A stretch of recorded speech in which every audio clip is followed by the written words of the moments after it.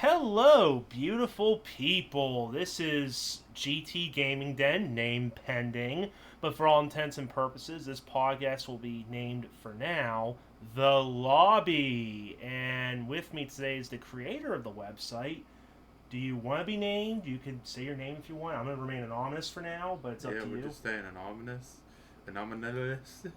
Anonymous. Come on, man. No tongue twisters today. So this is the first podcast that we are doing. We did a couple of dry runs before, but hopefully this goes well. But we'll just be talking about random topics, get our thoughts out about the gaming industry as a whole and the little bits, and just speak our minds. So, what is the first topic here, boss? We got remakes and reimaginings.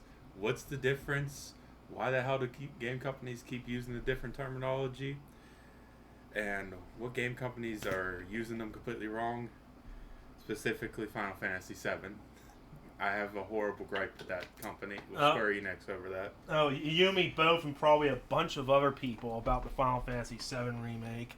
But yeah, how do you want to go about this? Well, the Final Fantasy VII remake is clearly not a remake. It's just a reimagining of the original story, which there was nothing wrong with the original story. I mean, there's always things you can improve in the story. Yeah. But as a whole, when you would hear a game be called a remake, I would imagine you would think the mechanics getting improved, like turn-based and everything. Yeah. Instead, they went and just overhauled it, turned it into a first-person slasher game, and everything in the game is just so... It's just a game that's all about looks, nothing else. Yeah, and I mean, from what I gathered from it, it just felt like Final Fantasy 15, but the enemies were way more bullet spongy. Like, they took inspiration from the bullet sponginess from, like, some Ubisoft game, said, yeah, instead of, like, meaningful abilities and whatnot, yeah, let's just make the enemy bullet sponges. Fuck difficulty. Just make them take 20 hits when they should die in one hit. Like, do you see how big Cloud's Buster Sword is? I reckon you can bisect somebody easily. But no, we'll just let you hit the guy like 20 times. Well, yeah, I mean, that's what happened when they took it from a turn-based game and turned it into a completely different game. It's no longer... I mean, they even changed the story. Now you got fucking Ghost, which leads into the opinion that it's not even a remake at all. It's just a whole retelling of the story. Yeah, that does make me wonder, though, if, like, maybe that was the original story, but due to budget constraints, like, how it was made during, like, the original game, like, during its time, they couldn't probably put that in. But you'd think you'd hear about that from the developers. No, they just throw that in there without really explaining what Destiny ghosts are, or wherever the fuck they are, like the God of Control or something. It's like, where's the explanation? Why did you add this in? Not to mention, it fucks over the original story because there's no drive. Like, from what I'm gathering, I feel Aerith isn't going to die in the supposed sequel to the Final Fantasy VII Remake, and that could just ruin the whole drive of the original game, because Aerith was a main pillar of why the gang goes after Sephiroth. Not just, oh yeah, Sephiroth's a threat to the world, we gotta stop him now. I mean, that goes back into, like, even with the expansion or DLC or whatever the fuck it was, the Integrate, where they added in a skippable character in the original Final Fantasy VII, and has now made them a main staple, which I haven't played it. I don't know what happens in it, but if they were to do that same thing with Vincent, another character in the game who's completely skippable, I was just thinking I don't understand why they would do that. And also, Zack's alive now, too, which also completely changes the whole story, potentially. I mean, if he might not be alive, they could be doing some weird flashback thing, but from what I got from it, he was alive at the end. It's just like Deadpool, man.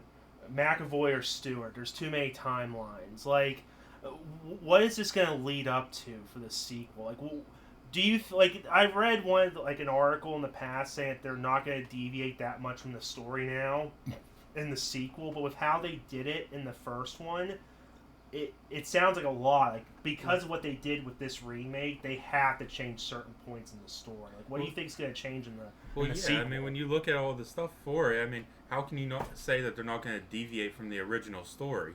I mean, Sephiroth's not even painted as just a big bad guy anymore. He's sort of being painted in an aspect of a savior.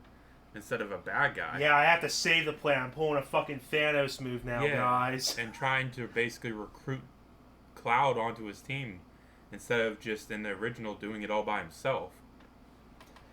Yeah, I don't know. I mean, I kind of soiled it for myself because I'm not like the majority of the people that probably played the remake and just saw, ooh, it's a pretty game. I never played a Final Fantasy game. Let me try it. Ooh, it wasn't that bad. No, given you played way more Final Fantasy games than I have. Like, I played the original Final Fantasy VII maybe a couple of years ago, leading up to 15's release on PC, and that was a fucking disappointment. But I remember playing the original one. I did have some problems playing it because it wasn't clear-cut as to what the next objective was, but I still enjoyed that, and I even decided to play the Midgar bit before the remake came out. And that took me 4 hours, I think, to play it. Like, how do you stretch a 4-hour game into 40 hours? It's just... And that's only for the first bit. Like, the remake is a part 1. It's focuses solely on the Midgar bit, and who knows how they're going to separate the rest of it, but I mean, just how are they going to fucking do that? Like, all that filler content. I mean, well, that also goes back into the whole development of the game. That game's been in development hell for God knows how long. Yeah, well, I know they had to... I mean, that's why they ended up probably cutting the rest of the goddamn fucking game. They had to make some return. When you think about it, when you hear a remake, you're expecting a full game, not... Oh, here's one section of the original game. I hope you enjoy it.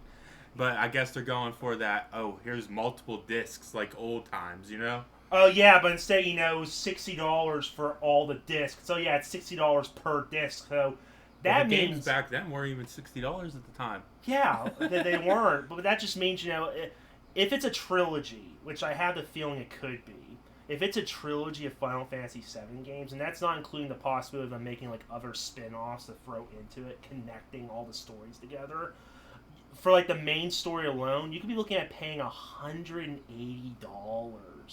for the whole story. And considering it took like a year and a half for Final Fantasy VII Remake to finally come to PC, but not just come out on PC, but only for the Epic Game Store at full price with its own host of issues, you're going to be waiting at least a decade, possibly, to get the full remake treatment. At that point, you're better off just playing the original game, either on PC, because it is on Steam for a few bucks, and just install some mods and look up some guides if you're stuck in just playing the original story how it's supposed to be, not this remake shenanigans. Yeah, I mean, that just goes back to the whole topic that, like, remakes, it shouldn't be called a remake.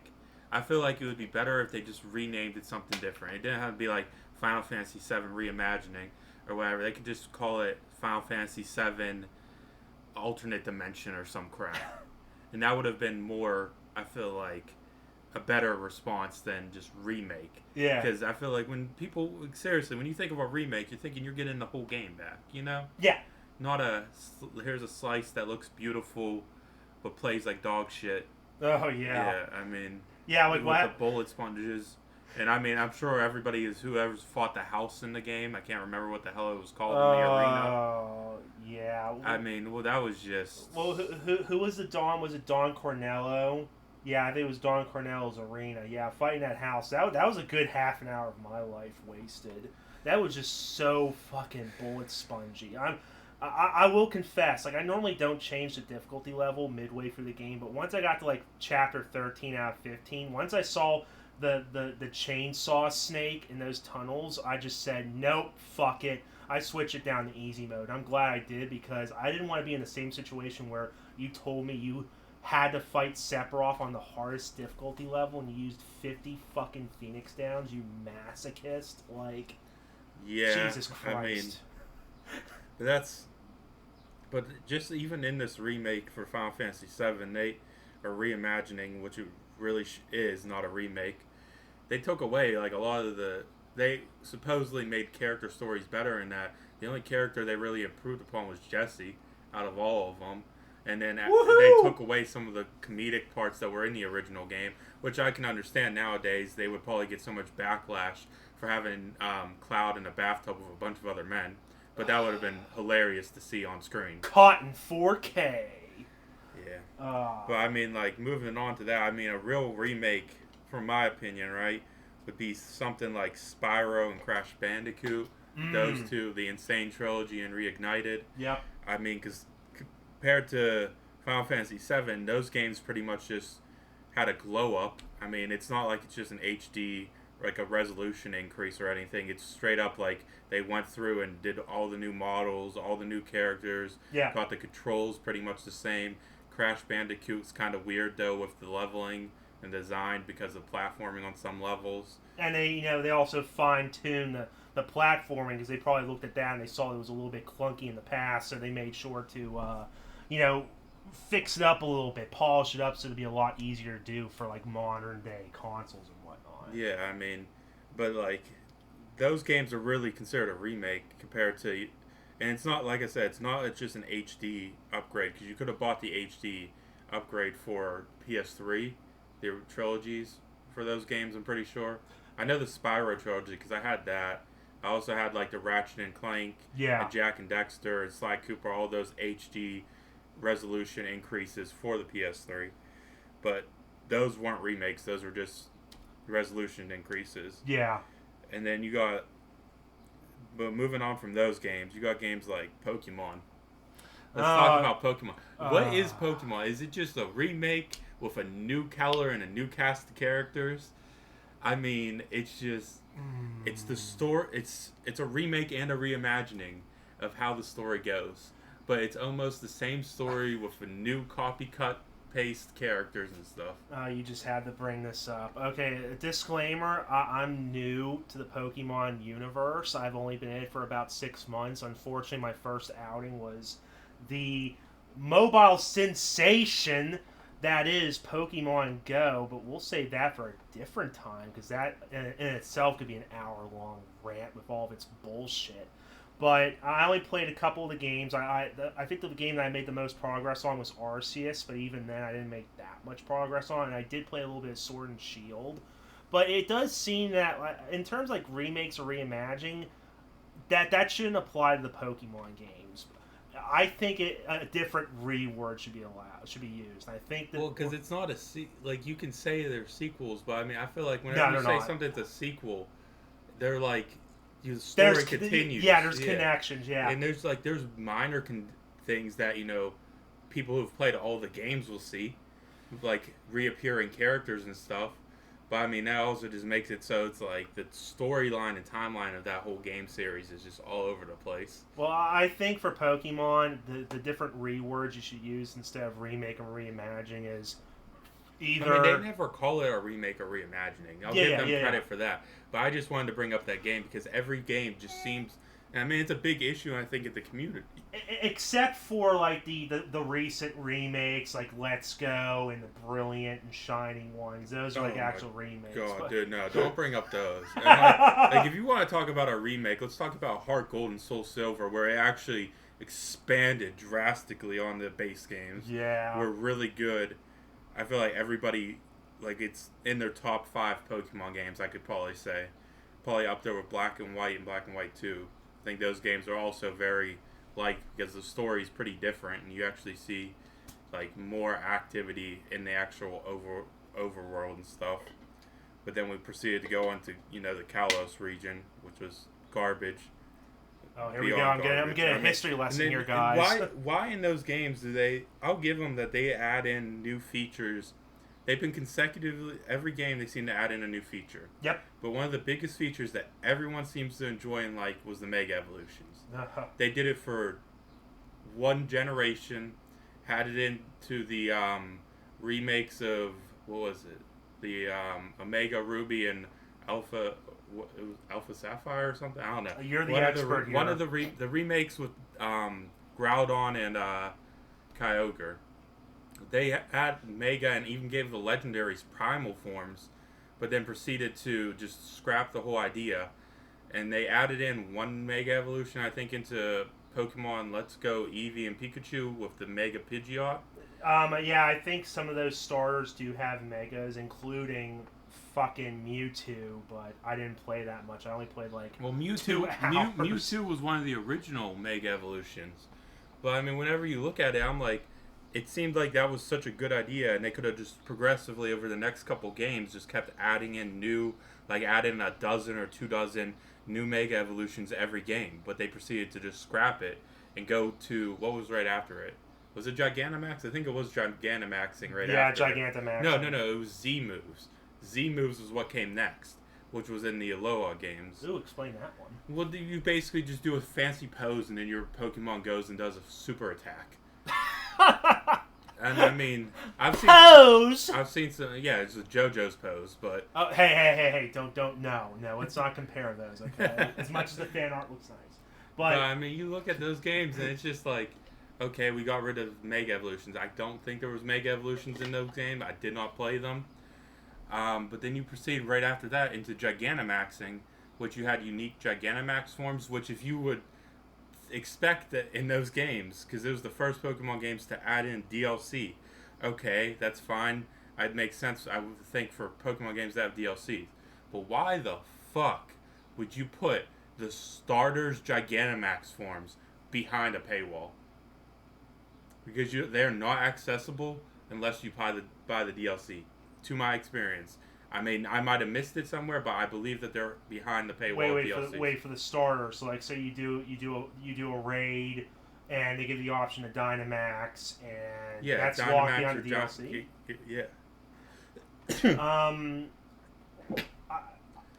I don't know. Maybe it was a different thing, but whenever I was playing it, like I chose Score Bunny because I just love the idea of a bunny hooligan. Have you done a Gigantamax with them? Yeah. You can Gigantamax where it's on top of a giant fireball? That's not Gigantamaxing. Oh, no. No, that's Gigantamaxing. Okay, Dynamaxing is the normal thing where the Pokemon just gets super big. Okay, yeah. Sorry, I got everything confused, guys. I'm a novice here. But, I mean, like, when you look at that, I'm like, Gigantamaxing, why is... Okay, that's a cool feature. Then we move on to Arceus, which brought in a whole slew of new features, which were good and bad. Was there even a new gimmick for it? Yeah, the new gimmick was you could catch Pokemon in the overworld. And see their shines. Without having to fight them. Which should just be like a normal gameplay update. Yeah, and it's just like, that's a really cool feature, but now we're going into the newer games, which are, what are they? Violet and Scarlet, and you're looking at those games now. From what I see, they basically scrapped the part for Arceus, which is fine if they're going to do like a rotation thing, because I think the mechanics were there for Arceus, and those should be in the base games going forward. But I mean, I also know that some people don't like them, so it's okay if they go back and forth, giving people a change of pace every now and then. Yeah. But it would be cool if they bring back, another feature, not Gigantamaxing, Mega Evolutions. Imagine seeing wild versions of Mega Evolutions. Because as far as I know, all you need is a specific stone. Imagine seeing in the wild a Mega Evolved Steelix. You would be running like hell. Yeah, especially if it has like some extra abilities. But and also the new gimmick for Scarlet and Violet, if a leak is true and to be believed, apparently the new gimmick is supposed to be you can swap out elements for a Pokemon. How insane is that? Yay! I mean, like, you can have some cool stuff with that as a feature. Yeah. You could probably make a Pokemon that's almost 100% immune to something. If it's accessible to every Pokemon, it's probably going to be hard limited. Imagine a flaming hot Lopunny. Okay. No. I thought you'd want that, huh? No. That would be horrible. That would be like nightmare fuel. That's basically a Score Bonnie now. It would become a Hey! But before we keep talking here, I wanted to get my original thing across. Instead of remakes and reimaginings, it's more along the lines of repeats or repetition, because it seems like the story starts out the same. Oh, you're an up-and-coming Pokemon trainer going out into the world. Your parents totally okay with a 10-year-old kid going out in the wilderness to fend for themselves, to fill out this regional Pokédex and to be, the champion of the region. And I feel like they gotta change that bit. It can't. I mean, there is the side story of like some sort of villain or a group trying to take over the world or unleash some sort of legendary Pokemon's power, but they should change it to where it's something else. Like maybe instead of you being like a 10-year-old, you can still keep the 10-year-old shit, but maybe, your parents were fucking murdered. and now you're on some sort of like mystery hunt trying to figure out who killed your parents with Pokemon. They're not going to do that because the games are rated E for everyone. I mean, but at this end of the day, I mean, we see in all sorts of media where there's, little backdroppings of like information that lead to like a darker story. You can have a hidden dark story that the adults see, or people who've been playing Pokemon for the last 10 years. What they don't want you to know.com. Yeah, I mean, like, you can go and they could have a darker story in the background and have a colorful, fun adventure for all the kids.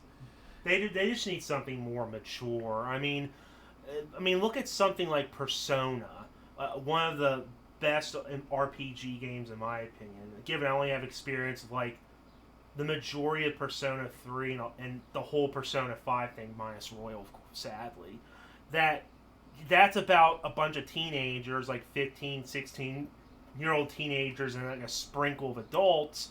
But even that shit tells a more mature story than Pokemon could. I feel there could be a market for some more mature stories in the Pokemon universe. Well, there's of course going to be a market for it because, I mean, there's people like, say, me and you. I know you didn't like grow up playing Pokemon, but I mean, like, of course there's a market for the older audience, but they keep marketing it towards kids all the time. That's a real moneymaker. I mean, yeah, and imagine at the end of the day, no grown adult's going to be like, oh, I need to go ask my mom for money to go get this game. I mean, there might be some people like that, but, I mean, grown adults are just going to go buy the game that they want. I mean, they're selling it, and they usually come out around Christmas time for the kids to be like, hey, Mom, this new game come out. Can you come get it for me for the Christmas or whatever? It's just, I don't know. But the games, as like you said, they're more of a repeat than a reimagining, or I would say they're reimaginings every time. I just don't. They need to change. They need to change something. Pokemon games are getting stale. I feel like for the majority of people who have been playing them for years, it's never going to stop them from getting high sales because at the end of the day, the majority of the Pokemon community, even if they don't like what the company's doing with the game, they're going to proceed to still buy the game. Yeah, totally. Just because, and the game never goes on sale. They almost never do sales. No, actually, I think Brilliant Diamond, Shining Pearl did go on sale. Well, yeah, that was made by a third party. Yeah, and I think Sword and Shield also went on sale, but they went on sale for like 33% off. I'm like, what is this, Activision levels of sales? Like, Sword and Shield's been out for at least a few years now. You can only give us a 30% discount? Like, come on. Yeah, they're never going to give a discount. I mean, like, oh, God. And that just goes back onto the whole fact of them not wanting to just easily transport the rest of the Pokemon games onto the Switch. The Switch is pretty much an emulator as it is. So I'm like, it would take them a couple hours, maybe a day, for work. Don't even get me started on that, because I'm the guy with a stance that the game should be released on PC just because of how open accessible PCs are. It's a great way to experience any form of game and give you some extra, accessibility options, mainly towards mods. It'd be nice to see some mods for a Pokemon game, given you could see that in some cases, depending on how far you look, but natively on PC, it could open up the whole Pokemon world to, like, new things, but Nintendo and fucking Game Freak just, want to have that tight grip, like, the Pokemon game has to be released on Nintendo! No, I mean, that even goes back into that whole company. I mean, they as a whole, I'm pretty sure there was one game, I think it was Pokemon Uranium or something, that was a fan-made game. There was a cease and desist order put out against the guy or company or whatever they were that were making it because of it. I mean, it was so bad that, like, they protect it so hard and close, yet there's such a big fandom for making custom games, which there's a bunch of other custom Pokemon games you can go and play, which are really good, some of them, and there's some that aren't. But, I mean, as a whole, the Pokemon community just, like, tries to show, I feel like, Game Freak what they could be doing with their game, and Game Freak just ignores it, and then whenever there's a big following behind one of them, they go after the person. Yeah, let's not forget, I don't know if you remember this, but I remember the tweet a few months ago where someone decided to make a first-person shooter Pokemon game where you decide to kill some fucking Pokemon like it's Call of Duty. I wish that could have gotten an official game, but sadly, Nintendo and Game Freak didn't like that, so yeah, that was scrubbed off the face of the earth, but Pepperidge Farms knows. They know. Well, I mean, moving on from the Pokemon games, because Pokemon games are just a whole rabbit hole of nightmares. Mm-hmm. Could go on and on all day about all the different decisions that company makes. Oh, yeah. But let's talk about every sports game that gets released to date. Oh. Why the fuck every year? I mean, I know there's some people out there that, and I don't play sports games, so I don't know. But as far as I do know about them is that they just release a new roster with some new mechanics, a new story mode for you to make your own character and play and stuff. They add some new features, right? But all those things at the end of the day, if they just wanted to add those changes and stuff, DLC expansion pass, here you go, $20, but they're charging you guys $60 plus for a new game. You want to know what the answer to that is? What? Money. Yeah, but I mean, like, but why does everybody keep supporting? Greed. Why do you guys? Why is it supported? Why do we keep buying them? Well, I mean, like, yeah. I just don't understand it. I don't play them, and I see other people do like. There's microtransactions in the games now.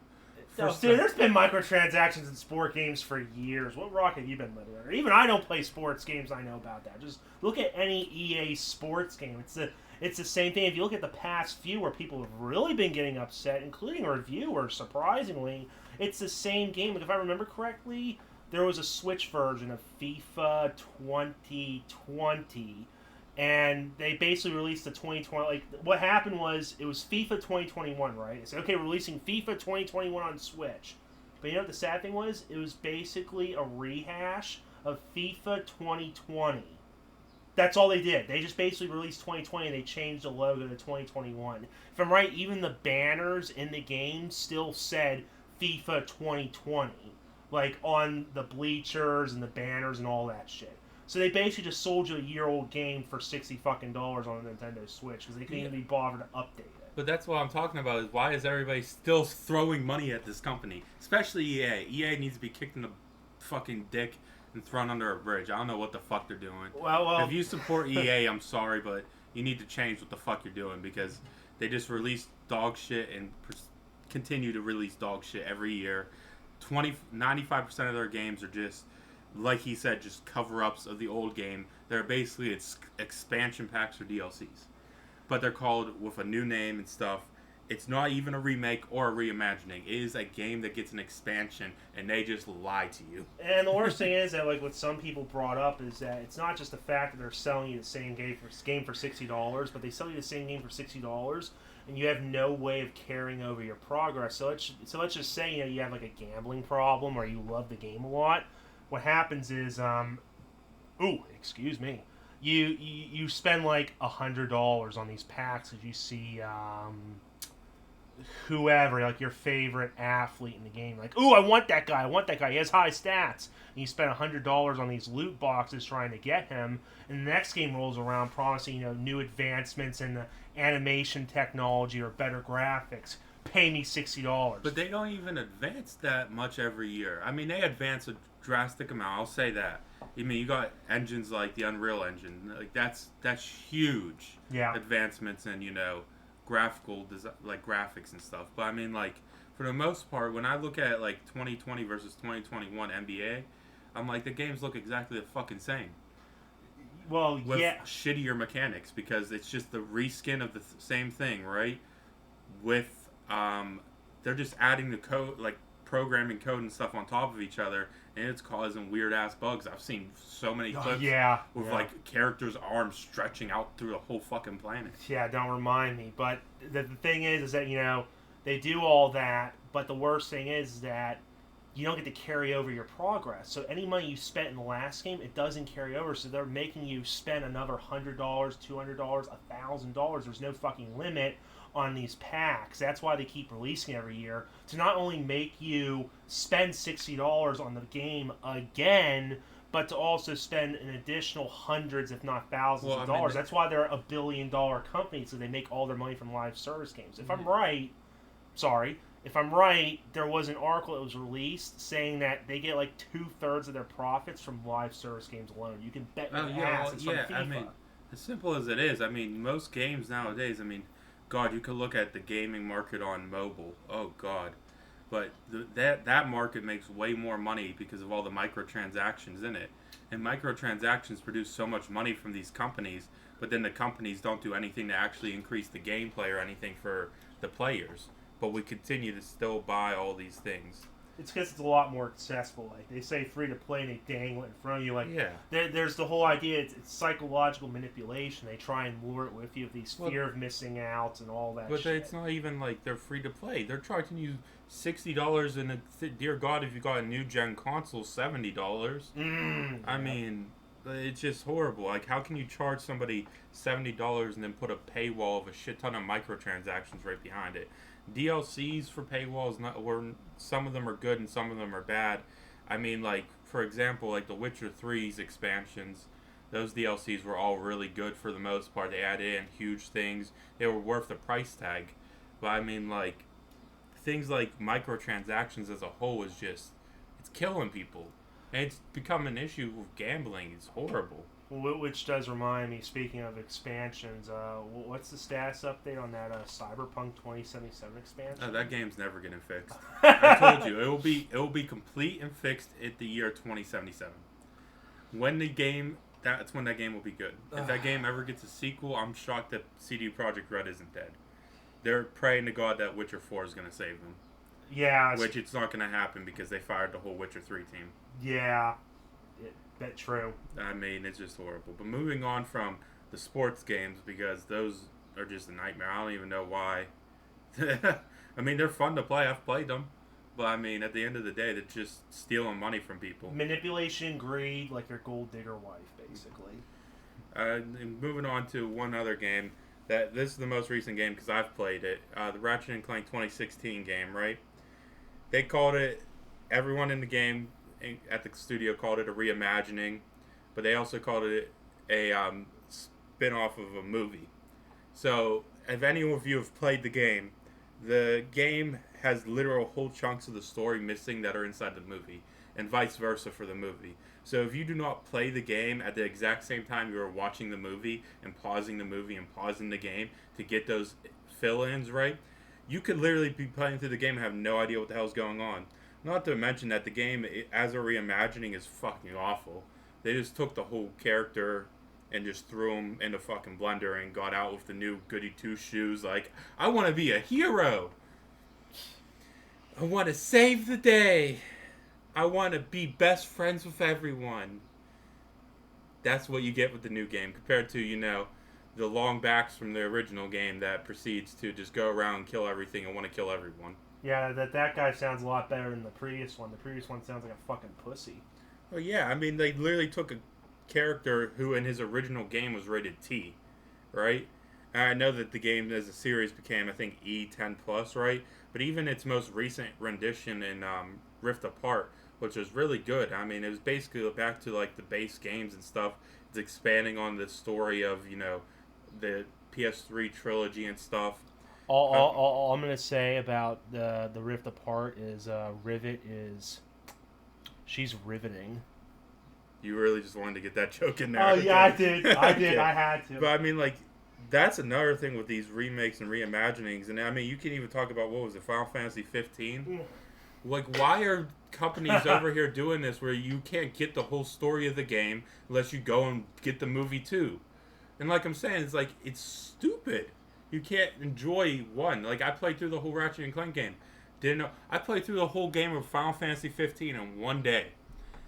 It didn't even take me the whole day. I had no idea what the hell was going on in that story.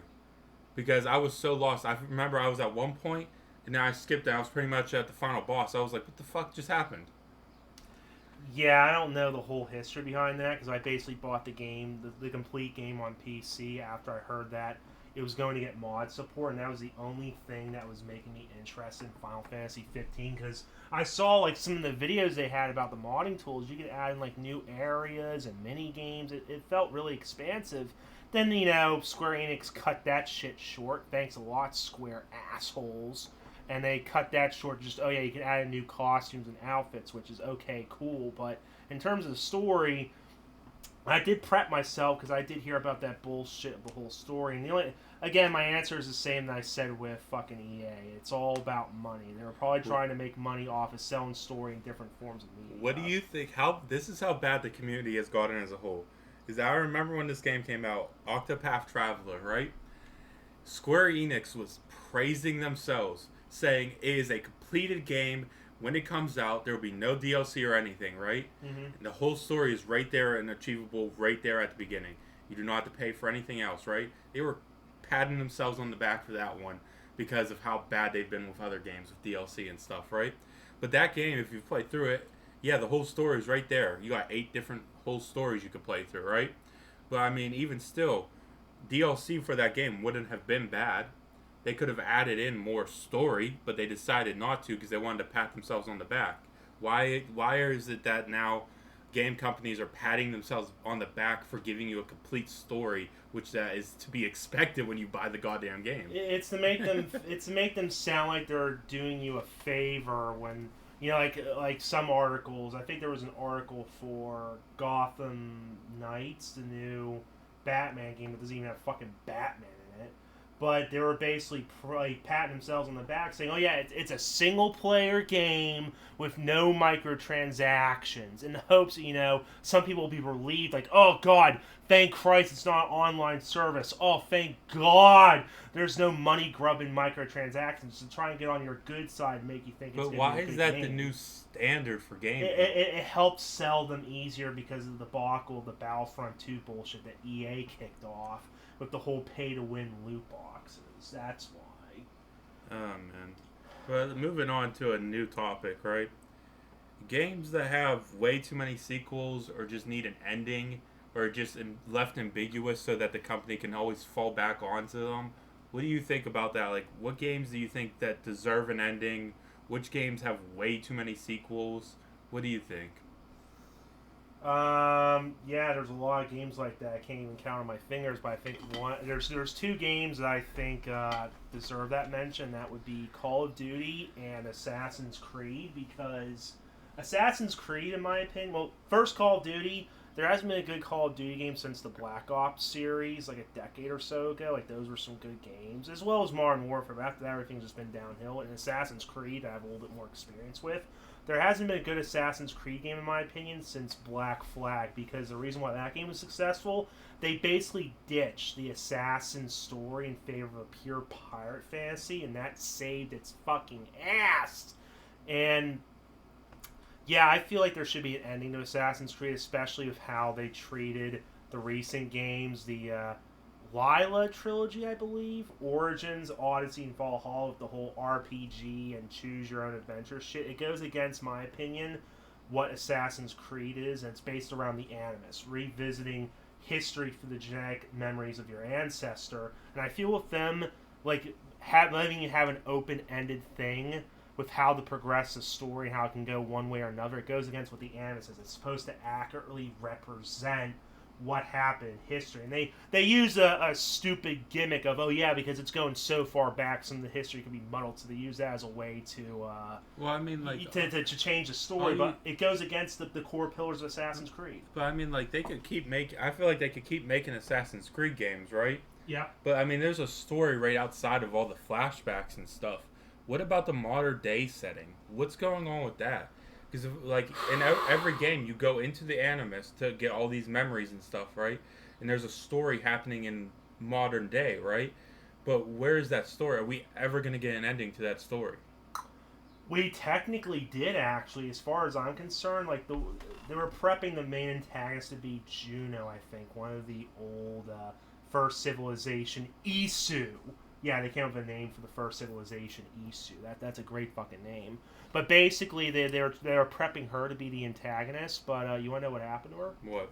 They killed her off in a novel. What? In a novel? Not an actual game? Yep. That's as bad as giving it a movie. Oh my god. Yeah, so like the main antagonist was just basically killed, and now you're just left with, you know, corporate asshat Abstergo still trying to take over the world. And it but there's no actual ending in that storyline, the modern day storyline. There's no ending of it in the game. Nothing. It just keeps going, just churning out the same cliche, repetitive shit. Like, all they have to do is take down. I feel like just give a story where you have modern day assassins take down the corporation, right? And they give the animus to everyone. They make it an accessible thing for everyone to have. And then you can have any kind of backstory you want. You can not only have assassin backstories, you can have a whole myriad of backstories. Well, the reason why it of course, it's because it's Ubisoft's fault, because supposedly the original game director, I forgot his name, but he originally had an ending. Like, basically, Assassin's Creed was supposed to end with Assassin's Creed 3, but because the sales were so good for Assassin's Creed, Ubisoft couldn't part way with that juicy assassin blood money. So they basically fired his ass, and they just kept making Assassin's Creed games to date, and it just, to me, like, Valhalla apparently is the fastest selling Assassin's Creed game in history, but to me, I just feel like it's just shit because it's just a repetitive, like, slog fest. Like, even when I went into Odyssey, like, I couldn't bear myself to do it because I just thought it was a slow fucking pace, especially when they sold you boosters in their store, a microtransaction store, with a bunch of reviewers basically said, yeah, if you bought these boosters, which were $10 a pop, you basically had the normal balance. Like, it almost felt like they gimped the progression rewards from the stories to encourage you to spend an extra $10 or $20 on the money in XP boosters. I think that's just fucked up. But thankfully, that was made up for, because thankfully Odyssey had these user-generated story modes that were added in. And thankfully, players took advantage of that and basically added in missions where you just kill one person, you get instant 1 million XP and $1 million.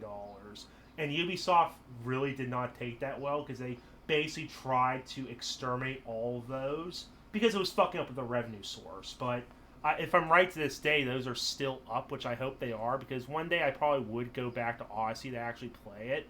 But when you look at how the game progresses, there's these prestige levels, and if I did the math correctly, it would take you about 4 years to fully level up all the way to max if you did one level a day. Holy fuck. Yeah, because there's the normal level cap of 99, which I think was originally 50, but they kept raising with updates. So you have to get to level 99 to get all the skills, and then any extra skill point you get, you put in these prestige levels. And each skill takes like 20 levels with diminishing returns. And basically, if I did the math correctly, it would take you about 4 years to do it. I'm like, nah, I'd rather just, cheat my way and get multiple levels from the user-generated content. Thanks, guys! But yeah, that's my stance on the whole Assassin's Creed. It needs to end, because it's just a slow Well, I feel like I was saying, like, they can end it in a way where it allows them to expand drastically what kind of stories they can tell. Yep. Because, I mean, like, seriously, you imagine it, you expand it, you end it in a way where everyone in the world has access to Animus, and they can go back and see all their ancestors, right? Dude, you could have so many different stories. You could have a story, you could play through a game as Abraham Lincoln. Because somebody has to be an ancestor of him, I would imagine. I mean, unless they didn't make it to modern day. Yeah, Abraham Lincoln was secret assassin. You could play as Genghis Khan. Imagine that. Imagine all the people you'd sleep with. I think Genghis Khan was visited, but I think he was an antagonist. I don't remember exactly how it went, but no, just all I want, and I think everybody wants this too, is they basically just want a Japanese, like a feudal Japan Assassin's Creed game. But sadly, Sucker Punch took care of that with Ghost of Tsushima. So fuck you, Ubisoft. Just burn in hell already, please. Okay, well, is there any other games? I mean, what do you think about the Resident Evil games? Thankfully, they're doing okay. It's just... I haven't played them, so is it like one huge story? Yes, it is. I didn't play a lot of them as well, but I did do my research on some of them. It is one continuous story. Like, all of them are basically connected, wherever you're talking about Resident Evil 0, Resident Evil Outbreak, the latest one, Resident Evil 8. They're all connected in their way. I think the only one that isn't really connected is, what was it? Resident Evil Operation Raccoon City. That's kind of like a side game where you play as the bad guy's security team.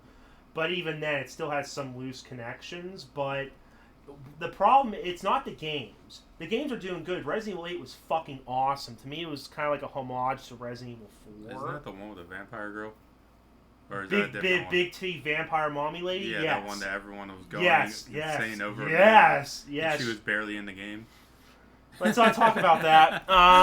Yeah, it was good, though. I liked it. The problem with Resident Evil isn't the games itself. It's the fucking side content. It's the fucking alternative media. The movies, the animations, the shows. Oh, God. Speaking of the shows, I just saw the fucking trailer for Netflix's Resident Evil. What the fuck are they doing with that timeline? Because as far as I'm concerned, what I saw from glimpses of the article and the YouTube video is that they are continuing off of from the game canon. So all that stuff that happened in the games happened. So tell me, how the fuck is Albert Wesker, now black, have 2 female daughters, and is alive and kicking well in the new Raccoon City in 2022? It doesn't make any fucking sense. I wonder how they're going to explain that one, because that just means if Albert Wesker does return, I fear he's going to be, a black guy. I mean, if they can explain it well, good, because apparently the guy that they got to be Albert Wesker, he's the guy from John Wick. He was the desk clerk from the Continental Hotel, and I have nothing against him. He seems like a cool guy. He'd be a good change-up to Albert Wesker, kind of like what they did with Nick Fury from the comics version to the MCU version with Samuel Jackson. They could do a good job with, reinvigorating new life for Albert Wesker, but I'm just curious how they're going to explain it, because if they explain it in a piss-poor way or just basically say, oh yeah, Albert Wesker's black, no, that's going to upset everybody. I fucking hate it. But yeah, the games are good. It's the side content, the movies, the shows, it all fucking sucks. You think all the side content needs to end? Either that, or they really gotta get some competent motherfuckers to actually make it. Because as far as I'm concerned, if you're going to you would also say that that they should continuing the story and making more sequels for it. You don't think the game's just run its track? You don't think it needs an end yet? No, it doesn't need an end. I mean, what they need is just basically new characters, because you can only use you can only use Jill and Chris and Leon for so long before that starts getting stale. That's why I kind of like Ethan Winters in the new games. I kind of sympathize with him. A lot of people hate Ethan Winters, but me, he's like an everyday Joe. He's a guy that's in over his head. That's why I kind of like him. He isn't swole, boulder crushing Chris, or suave, sexy one-liner Leon. He's nothing like that. He's just an everyday Joe, but that's why I kind of resonate with him. I like him, and I just hope he gets one more game, because spoilers, supposedly Ethan Winters dies in Resident Evil 8, but I feel he may be alive, who knows, because of something that happens to him. But who knows, we just have to see what happens. But yeah, Resident Evil can definitely continue with games. It just depends on if they keep going what they're going with for Resident Evil, like the Resident Evil games so far being first person, or if they pull Resident Evil 6 and it's just complete bullshit action fest like fucking what's that guy's name? Michael Bay. Okay, well, that's interesting. Glad to get that opinion. I still need to play that whole game series. Yeah, let me. Whenever I still have to buy you one of them. I don't know if I should just buy you the cult classic Resident Evil 4. I need to play every single one of them. I like to play all of the games. True. In that case, you won't be disappointed with the older ones. The first one you might have a little bit of trouble with, but since you're a masochist, it might be right up your alley. You'll be stuck on that for a few hours. So yeah, play the first one. It's on Steam. Nothing will do me as dirty as Dead Space just did recently. You were watching me play that, and just holy fuck, dude, the backset, because you told me to change the setting, and it just crashed the whole fucking game. That was a nightmare. Oh, it's only an hour, like 40 I minutes. know, I could get back to it, but that kind of killed the whole vibe, man. But were you actually scared for Dead Space? Yeah, I jump at jump scares. Dude. With the atmosphere set, with it being nighttime, being dark in the room, having headphones on. Nighttime, you're in space. Of course it's nighttime. No, I'm talking about in real life. Setting the whole atmosphere, having headphones on, volume cranked all the way the hell up. That's how you experience that game was amazing. I can't wait to see what they do with a remake Or is it going to be a reimagining? No. This is where they're doing a good job of remake, because I think you were talking about, like combining the stories and stuff for the games. That's why I'm a little bit interested in the Dead Space remake, because there was other media that was released around Dead Space's release, between like animated movies and comics. But what these guys at EA Motive, I think that's what they are, they're actually trying to tie all that lore together, so you actually see some instances of it. Not like anything drastic, but for like an example is like one of the characters that was introduced in the movie, you'll find an audio log for them in the game that wasn't in there before. So they're actually they're respecting the lore, but they're also expanding it with stuff from like the other shit, like other side media into the game to enrich the story. Well, let's just hope it's not just there to look pretty like Final Fantasy VII. Oh no, it looks good. Wait, did they got the pew pew gun? You know how much I love that finger gun. No, but there was an article that dropped today. Not supposedly. An article did drop for Resident. Jesus Christ, Dead Space remake, and they showed off 15 new slides of art. You should probably take a look at that. It looks pretty good. I didn't catch that much of it, but I reckon it looks good. But they also announced a release date. Guess when this fucking game is coming out? I'm honestly surprised. Summertime? If it was actually coming out in a couple months, I'd have to steal your PS5. No, I'm a little bit worried because I think it's too soon. It's coming out January 27th, 2023. Coming out right at the beginning of the year. Yeah, it's coming out in like 7 months, like 8 months. How long have they been working on it? Do you know? I don't know. I'd reckon it has to be. I mean, don't say that it's coming out too soon. Maybe they could have been working on it for years. Possibly. I like to think they've probably been working on it for a couple years now. But I mean, there's not that much to Dead Space. I mean, are they using the Unreal Engine? No, they're using the Frostbite engine. Okay, unfortunately. This shit still looks really fucking good. I know, right? I mean, I'm just surprised they managed to make that first-person engine like actually work for third-person. But yeah, they're using the Frostbite engine, and I mean, yeah, they may have had a leg up on it. But I mean, listen, with my experience with Dead Space, going from start to finish, even on a new game, if you know the enemy spawns, you know how to take them out, you know how to manage your resources, without shitting your pants. Without shitting your pants, you can beat it in like 5 hours. There's not a whole lot to it. So in terms of like the environment stuff, like everything's set in stone. The story's set in stone. The environments are set in stone. All that's good. It's not going to take that much time. Like obviously they are redoing the audio and whatnot, and thankfully the voice actor for Isaac Clarke is returning for it. Like that's the first for it, is that you're actually going to get to hear Isaac Clarke talk in this game. You don't hear him talk at all in the original Dead Space game. Spoiler. But he's actually going to have a voice and comment on stuff in this remake, which is going to add in another layer of, You don't think it would take away from anything? You think it's going to add another layer? You don't think it's going to take away from anything? No, it'll definitely add to it. I don't think it'll take away from it. There will be segments where he will be quiet, but they're doing it in such a way that it won't impact the original feel to it. It'll just be like enriching the story, I guess. I don't think it'll take away from it at all. It'll enhance it. Are we going to be hearing him scream every 2 seconds that a monster jumps out?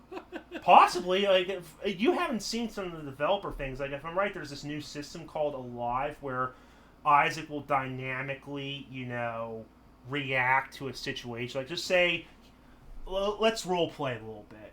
Yeah, we're role playing here, guys. Let's just say I'm Isaac and you're one of the security guards that's a survivor on the ship. And you're talking to me, and let's just say, depending on the situation I had beforehand, let's just say, right now, I'm in perfect health, and I'm talking to you, and I'm completely calm. Hey, we gotta get the hell out of here. What's the nearest escape pod? And you'll just start talking to me, and what'll happen is, let's just say, you haven't been healing yourself up, you're at low health, and you were just sprinting before. What'll happen is, Isaac will go into the next room, and I'll meet you, and I'll be out of breath. I'll actually be, in pain. I'm like, shit. Hey, where's the nearest escape pod? We gotta get out of here. Dynamic voice acting. Yeah, they're doing that, and just seeing that, it adds in like another layer of like how the game will react to your situation. They're promising a lot. I just hope they're able to come through with what they're promising. Yeah, especially... A lot of game companies have been fucking shit in the bed whenever it comes through on their promises. Yeah, especially if the game's coming out January 27th. I wouldn't be surprised if it gets delayed. I hope it does get delayed, because I consider, like, Dead Space was one of the first games I played when I got the PS3. So, I have a fond memory of starting that game up at 5 in the morning and going through that game for a few hours. I don't want that to be ruined. Sadly, I don't have the hardware, unfortunately, unless I decide to borrow your PS5. But hopefully, Dead Space, it goes well, because if this remake goes well, that means the sequel can get remade. And God, if there's a remake that I want more than ever, it would be a Dead Space 2 remake, because Dead Space 2 is even better. Is there any other games, though, that you think that you've played through one time? Like, they're a single-made game, right? There's only ever been one of them? Yep. Is there any games you think that really needed a sequel? That's a hard one. I know there's games out there, but I know I'm kind of springing that question on you. I mean, there's a lot of games, unfortunately, that already got sequels. I guess if one game that does come to mind, because I think it's something that could have been an interesting game to get a sequel, would have been Urban Chaos Riot Response. It was one of those oldie games that was released on the PS2 and Xbox, and basically the concept is you're in a city that's going to shit, riots, you know, basically COVID levels of riots, basically. No, it isn't. And what happens is there's these group of gangs called the Burners that are just trying to destroy the city, and you're part of this new task force that was made called Zero Tolerance, or T0. And your character's name is Nick Mason. You're basically you're a rioter. You're a riot guy, and you're supposed to quell. Is that the word? Quell? I don't know. You know, I'm no English major. I'm going back to school because I can't speak properly. Oh dear, we're in trouble. You're supposed to quell the gang and the gang fucking presence, and it's basically a generic first-person shooter, but it was really colorful. It was nice.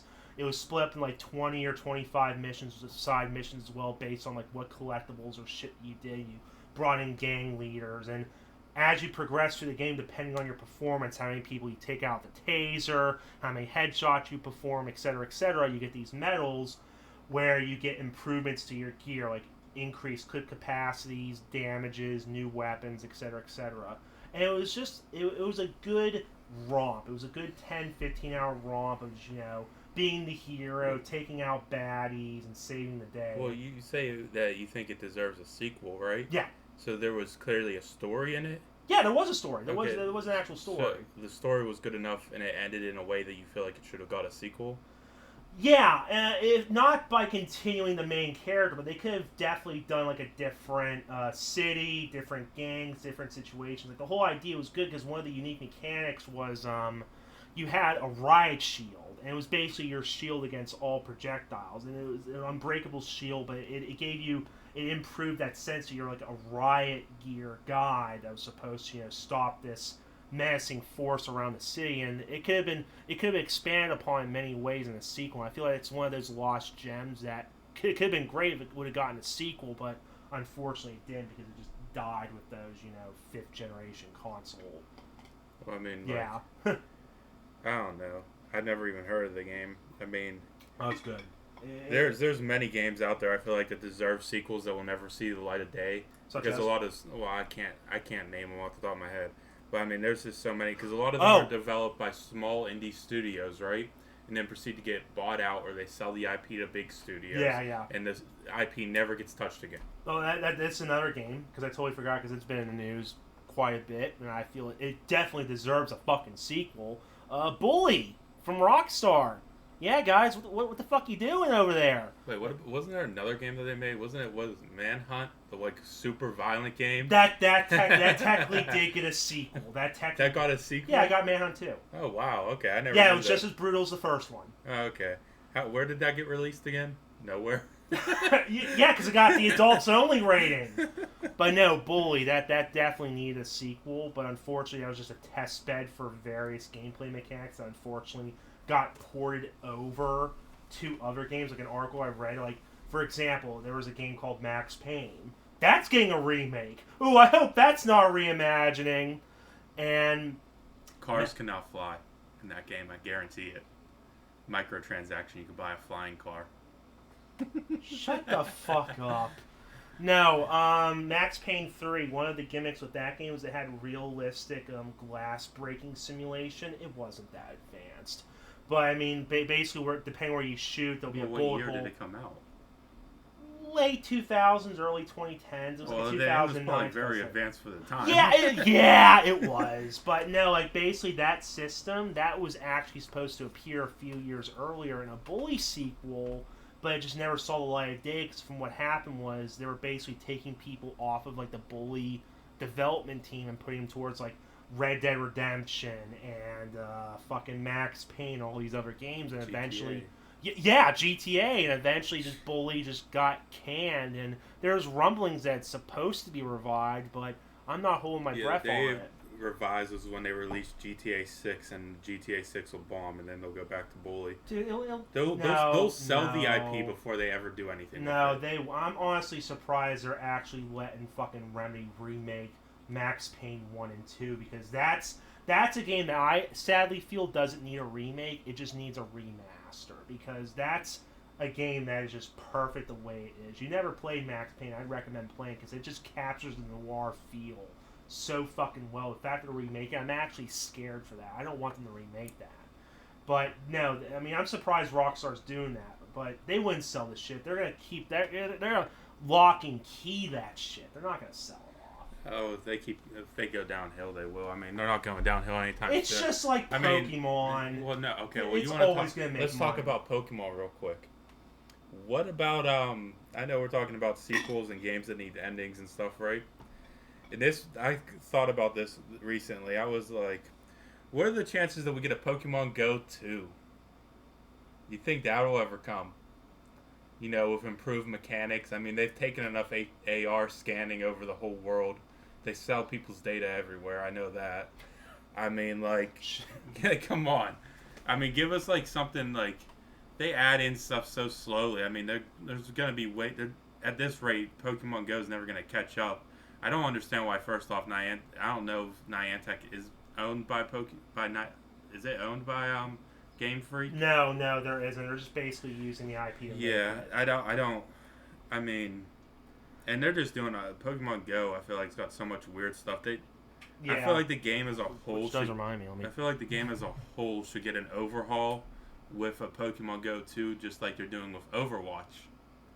Because Overwatch is getting a big overhaul, isn't it? Oh, yeah. 2 extra maps. We take away a tank. So there's now uneven balance of, like, roles. And, yeah, it's 3 to 4 years too fucking late. Come on, Blizzard. What the fuck's going on? Why are they doing that? Why not just... They do balancing and stuff all the time in the game, right? Mm-hmm. Why the fuck are they releasing sequels to these kind of games? These are live service games. Why are they getting sequels? I know Pokemon Go isn't. I just was making a joke about that. I hope they never do a second one. Oh, fuck. I was about to have a topic about this. I mean, like, seriously, when you look at, like, these live service games, like, why is Overwatch getting a sequel? I don't know. I guess it makes sense. Is there story in Overwatch? Well, yes, through trailers, but that's, I think, what they're trying to do with Overwatch. They're trying to appeal to a different group now, because as far as I'm concerned, the original Overwatch, I kind of wish Jesse, my friend, was here, because he's played Overwatch. He can give me an opinion. You guys will probably hear from him another time. Oh, yeah, he'll be a guest star, hopefully, like the next 5 years, but who knows. But no, as far as I'm concerned, Overwatch, it's a PvP game. It was the game that basically jumpstart the hero shooter genre. Kind of like how Fortnite basically erupted the Battle Royale craze, but Overwatch was a PvP-based game with like different, game modes, like Team Deathmatch, Capture the Flag, Transport. What are they doing with the sequel? Do you know anything of it? From what I heard, they're basically trying to wheel in the PvE crowds. There's going to be some enemies. Single-player thing. Yes, and there's some story around that as well, but it's a few years too late. There's some development woes. They're revamping the PvP in the worst way by taking away a tank, I heard, and it's going to fuck up the whole dynamic of how it currently works. It would just be better if they, instead of spending all this time and money on Overwatch 2, Just release an expansion pack. They probably can't, probably because of how the engine works. It'll probably Is it be a hard. completely different engine? I don't know. I'm assuming it's an update, but they probably because of how Overwatch was made, they probably just can't add in. So they just gotta remake it from the ground up. And if they're gonna do that, why release an expansion when they just release a full-fledged game for $60 instead? Oh yeah, because they want to make more money, of course. Agreed. And you know it's gonna be everybody's gonna buy it because you got all the people who do what is it, the esport games. Oh yeah, streamers. It's still a big esport game, isn't it? I'm pretty sure it is. Back then, totally, but now with all the shit going on with Activision Blizzard, yeah, they probably dropped them like a hot potato. Who knows? I mean, that's a whole nightmare. Oh, you know it. I mean, I was never the only thing that made me interested in Overwatch was what the fuck, Tracer, but unfortunately she's a lesbian, so I have no shot with her. Oh well, so you were interested in it for the X-rated material. Okay, I got you. Oh yeah, of course, I was in for the plot. Yeah, the plot. Okay. What about all the other plot? They added in more characters. Yeah, sure. Let me just take fucking Sombra, the purple skinned chick that could snipe me from a mile away. She's your fantasy. She's Cyberpunk, the game that delivered so well for you. The game that promised so much to the game industry. So much. That the modders are literally outperforming the goddamn studio. They're doing such a How the fuck is, like, I get it. There's way more modders than there probably is on the staff at CD Projekt Red. You know it. But goddamn, dude, like, you're professionals. I mean, come on. It's probably because they have a bunch of fucking interns that don't know what to do. Dude, it's all because I'll always say it comes down to the management. If the management's doing dog shit, it's the whole team's gonna fall the fuck apart. It is. I think that's what the record says. It was a bunch of management that fucked up over at CD Projekt Red. And I told you that whenever we were talking about it before off podcast. I've told you whenever we were talking about that game before it come out, I told him I was like, it's gonna fail because the management's gonna fucking fail. Yeah, now the only thing we can hope for is the expansions are good and they can add in some of the shit that they promised us years ago. But unfortunately, I think Cyberpunk 2077 was doomed to fail because what we saw in like the previous gameplay trailers was completely different than what was given to us, and it was for one reason alone. And I don't want to put shade on him because I love this man. I love him to fucking death, but it was all because of the introduction of Keanu Reeves that basically fucked over the whole story. Because as far as I'm concerned, the story was probably a whole lot different. In one of the earlier gameplay demos, like towards the end of it, it was basically like V was monologuing, saying, "Oh yeah, it's gonna be my fucking path to my legacy, or this is my crusade." It almost gave you an idea that this was gonna be your own story and how you got to the top. But ever since they got Keanu Reeves into it, they had to rework because Keanu Reeves loved the story and the character Johnny Silverhand so much they repurposed him for the game and changed everything. He didn't even talk about the game after it came out with all the backlash, did he? No. Yeah, he did. He did. He was just like, screw it, fuck it. Yeah, especially with CD Projekt Red basically saying, "Oh yeah, he played it. He loves Cyberpunk. It's so good." And then Keanu Reeves had to go on record. It was like, "Oh yeah, I never played it." Well, that goes back into like why we try to talk on these why we decided to start these podcasts in our website, which will be linked in the description, is because of the simple fact. Yeah, just because of the simple fact that there's too many gaming review things, sites and stuff that we see that they're just paid writers and stuff, and they don't give a shit.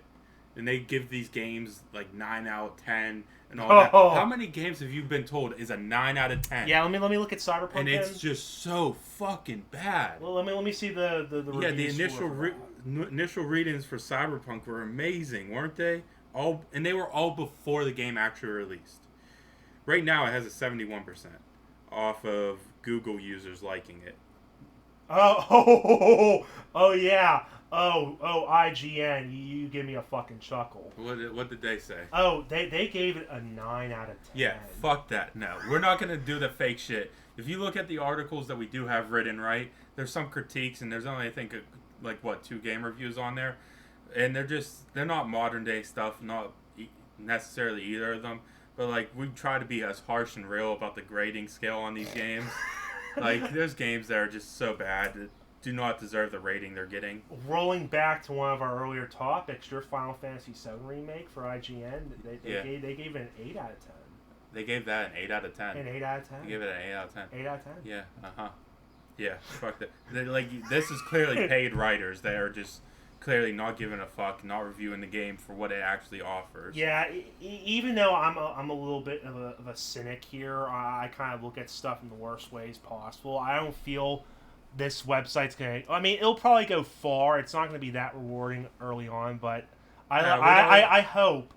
I don't care about the reward. We're doing it because we want to get our opinion out there because we're tired of all this bullshit. Yeah, man. I'm with him. Like me, the only reason why I'm okay with doing this is because it's an honest opinion. Like I'm a little bit lazy right now in terms of review, but I have a review coming up for an oldie but goodie. Ace Combat 4 Shattered Skies. I decided to revisit that after playing a little bit of Ace Combat 7 Skies Unknown. And Ace Combat 4 was the game that basically started me on my journey for Ace Combat. You know, it was literally the only game I played except Infinity, which I had an addiction with. But I enjoyed Ace Combat 4 at the time when I was like 10, 12, 13 years old. And replaying it, yeah, it's definitely rough around the edges. And we're not going to try and be biased here. We'll give an honest opinion about why we like the game, but we'll also give it fair criticism. Like, two of the things on there, I love the Ratchet and Clank series, right? And I gave it I think a 5. In the sequel, I gave a 5.5. Because I think they're good games. But I'm not going to lie, they're not everyone's forte, and I don't think it deserves especially games from back then. A lot of games are not going to... The only game that I can think to date that I would give a high rating, like an 8 to a 9, maybe a 10, I don't know. I still got to play through that game more, is Elden Ring. I genuinely think that game is the future of RPGs. Oh, don't tempt me now, man. They literally just shit on everything else that just came out. Now I'm just saying, like, there's other ways you could play RPGs and stuff, but they set a high bar for other game studios. Like that's a really good game. Ooh, but yeah, basically this website and the podcast, it's going to be unfiltered. We're just going to give our honest opinion, and hopefully we will get. I mean, if this ever takes off and we ever get sponsors, we'll hopefully just take sponsors. No, we're not going to take sponsors. No, fuck that. Oh, I'm not going to get never paid. mind. Who the fuck is going to? I'm not taking a payment to go and tell the people what they fucking want me to say. No, fuck that. No. I mean, if we're going to have a sponsor, we're going to have a sponsor. It's not going to dilute our message. Yeah, we'll have a sponsor for, NordVPN. I was thinking G Fuel. That seems to be like the #1 fucking sponsor for gaming channels like Angry Joe and stuff. You got NordVPN for all the people who like to play the, those adult games online. They want to hide their IP. Ooh, the mature ones. Oh yeah. All those games. Well, let's not talk about that. Let's not open up some. Well, you've had some experiences there. I see. I plead the fifth. But next topic. Okay, here was the thing I wanted to talk about. Old games that we had talked about a little bit earlier. Old games that have a long story, multiple sequels with a consecutive story going across the sequels, right? That have been done, like they're 10 years old, 12 years old, like older games, right? Mm-hmm. But with modern technology and stuff, why don't they revisit those games, right? Maybe even give it to a third-party studio because you don't want to handle it, because I know that like some studios have bigger projects in mind. To give it to a smaller studio, right? And let them take, say, a game that has a concise story. I'm going to use the Ratchet and Clank games because I know that one. And even like any of the only one. Yeah, look, all of the not even just Ratchet and Clank. You got Ratchet and Clank, the Sly Cooper games, and Jack and Dexter, for example, because I'm a PlayStation fanboy. But woohoo! You look at those games, right, from the original like 2000s, right? All three of those games had Excuse me. All those games had trilogies, right? Yep. You could easily, with modern day technology, take those trilogies, expand upon them for like the little gaps that was in between some of the story, right? Yeah. And have a big game that's like 50 hours plus, right? And it looks beautiful, has new content, gives you the ability to have all the stuff from the previous games that sometimes got cut out, or they can work out in the story, for why this and that. Because I know in like the Ratchet and Clank sequel, right? You can get the old weapons, some of the old weapons from the first game, in the second game through like a black market dealer. Yeah. So it's like, okay, cool. You could do similar concepts with that and just expand upon it, right? Take the original trilogies of these games, right? Put new paint on them. Do a new like a remake, like the Crash Bandicoot remake and stuff. But instead of like those games where you can play each game singly, right? Like you go on the load screen, you can play the original game, the second game, then the third, right? Just take all of them, right? Make it one big story. You could do it. It could be done. I can guarantee you it could be done. It wouldn't be easy, but I know it could be done.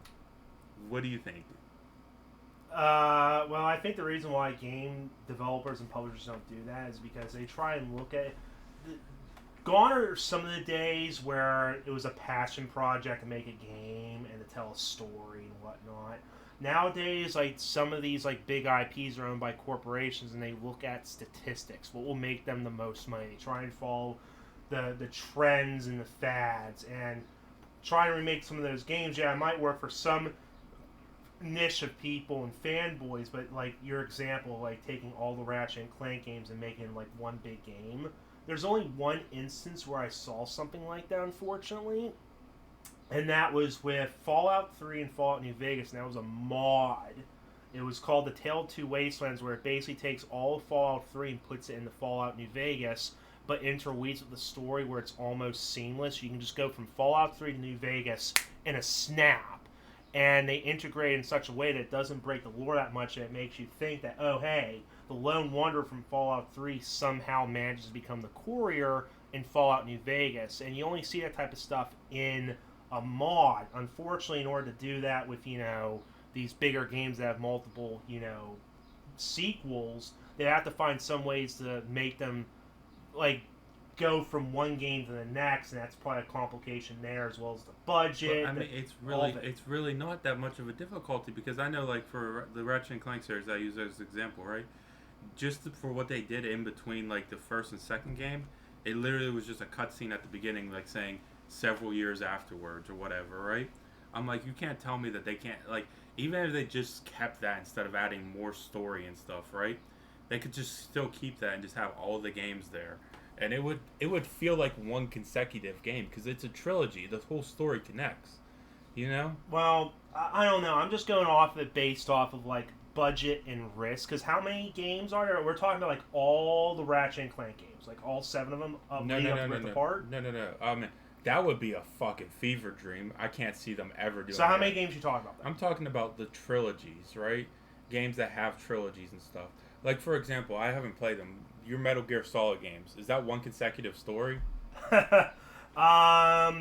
It's kind of ups and downs, because you could see the original game as like a normal, like, beginning, middle, and end, but it kind of goes like, okay, the first game was released, okay, cool, and then Kojima and co had to make a sequel, make a couple of retcons. Beyond that, that was it. And then they made the third one, which was actually a prequel to all of them, which in and of itself could be its own story as well, but there was also some retcons there, as well as to how Big Boss, went from one land to the next.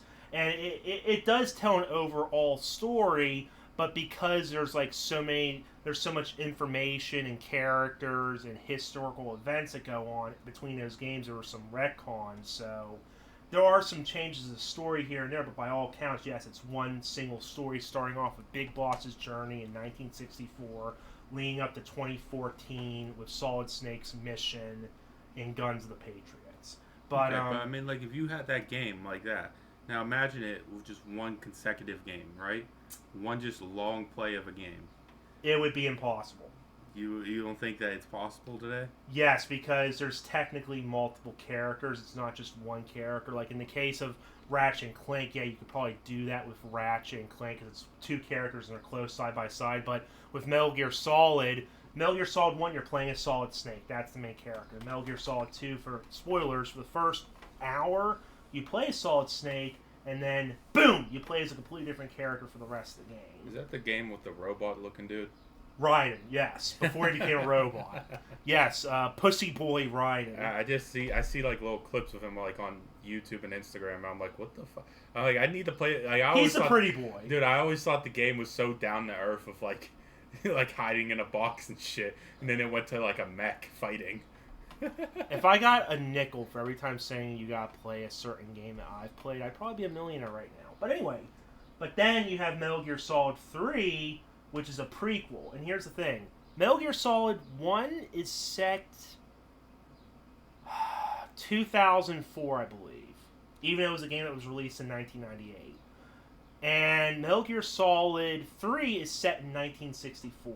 Can you see a problem with those timelines there? Yeah. Yeah, it would be impossible to make a continuous story. Now, in terms of, say, a Big Boss trilogy and a Solid Snake trilogy, possibly. Of course, like the numbering would be really fucked up. You could possibly do something along the lines of Metal Gear Solid 1, going to Metal Gear Solid 2, and then going to Metal Gear Solid 4, but it would look really odd on paper. It's kind of like Star Wars, where it was first made, it was 4, 5, and 6, and then 20 years later, oh hey, now we're going to 1, 2, and 3. You kind of look at that and go, why are we starting off at 4? Shouldn't we start off at 1, or did somebody skip math class? So... Okay, I mean, I get your point. Yeah. But, I mean, I still think it would be cool to see some games like that. Totally. Yeah, I mean, hopefully, I doubt it'll ever happen. I just think it'd be cool. Yeah, because I actually had the same sentiment with Assassin's Creed. I would honestly love to see the entire Ezio trilogy from start to finish in one game, but it's all about budget and length. Like, imagine Assassin's Creed 2, Brotherhood, and Revelations all in one game. You're talking about a 100-plus hour story game there, chronicalizing the entire story of Ezio. That would be a very big fucking undertaking. Would it be nice if the older games had some of the enhancements from later games in the series put into it? Absolutely, but a game like that would require a massive fucking budget. But who knows? I mean, I just looked at Ratchet and Clank, the reimagining, and apparently it was a budget of $20 million. Don't even fucking talk about it. Like, I hate that game. Anyone who's got started in the Ratchet and Clank series based off of that game, do yourself a favor. Go play the original games. Just, I don't care how you do it. Get an emulator. Do whatever you got to do. Just please. That game is so bad. Now, and if you like the character from that game, just do your favor and don't play the other games. Because, I mean, like, they toned his character down, in the Kraken time, like, in the PS3 trilogy, and even in the Rift Apart, they did turn his character down from what he originally was. And you do see that decrease and stuff over time, right? But it's still nothing compared to how bad that reimagining is. Like, the characters are like two sides of a coin. They're too fucking different, man. Right, but, fuck, man, I totally forgot what I was talking about. Yeah, the reimagining was $20 million. Now, who knows? Maybe, like, obviously some games are way more expensive. Some are 70 million, some are 80, some are 100 million. So who knows? Maybe if they were to say, take whatever trilogy you're talking about and remake it from the ground up and interconnect every fucking game, it could work, but you gotta consider, gameplay balancing, respecing older gameplay mechanics for some new stuff, lore changes, and all that stuff. It could be certainly an undertaking. Could the payoff be worth it? Absolutely, because I can imagine, Assassin's Creed, imagine you're in the Brotherhood section and you're like, oh, hey, I want to go back to Florence and fuck around with some of the guards and some of the new Brotherhood equipment that I have. You can go and do that seamlessly. It'd be fucking awesome, but it just depends on how you work it out in the development and the cost and how you're able to rework some stuff. So it's an undertaking that I guess some developers and publishers don't want to take a risk on because it could cost them a whole lot of money because, money makes the world go around and money is the main language of the world. But when you look at some of these companies, I mean, you gotta... you can't tell me if their fucking CEOs wouldn't just take a pay cut. They couldn't do a lot fucking more. Okay, yeah, sure. Let's go ask Bobby Kotick to take a pay cut so he can actually pay the few thousand developers that he has on the team, or actually hire those interns for a full-fledged thing that he had such a fucking problem with. I mean, but this is just gonna go down a whole rant about how greedy corporate America, and I mean, I'm sure it's other corporations that aren't just in America, but I mean, totally. It's just horrible. But I mean, let's move on to the next topic, and I mean, this could be a really quick topic. What's your opinion on there being more VR playability and like more accessibility for VR across every game? I'm kind of like a retro guy. I'm kind of like the grandfather. It's like, oh, kids these days with their cell phones, they're a bunch of idiots. I'm kind Says that as he plays Pokemon Go. Do you want to feel how hard my phone is up against your head? No, I'm good. Yeah. In my opinion, like VR looks kind of cool. It's a far cry from what was depicted in media ages ago.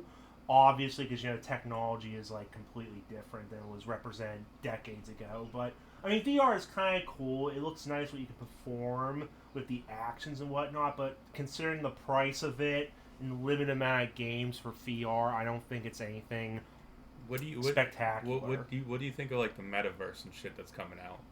Because I just seen a clip earlier today. Apparently, China is ahead in that race for like the metaverse, and they have like glasses developed so that you're constantly in the metaverse.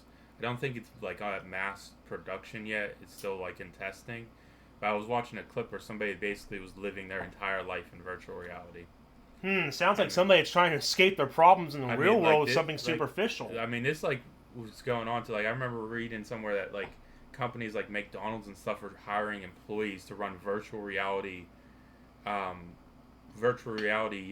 McDonald's, and I'm just like, why is this a thing? Why? What? Why is this gonna be a thing? Like, I mean, cool, virtual reality. I feel like we gotta be careful with that at this point, because I mean, if you watch what's the one movie? Was it Ready Player One? Yeah.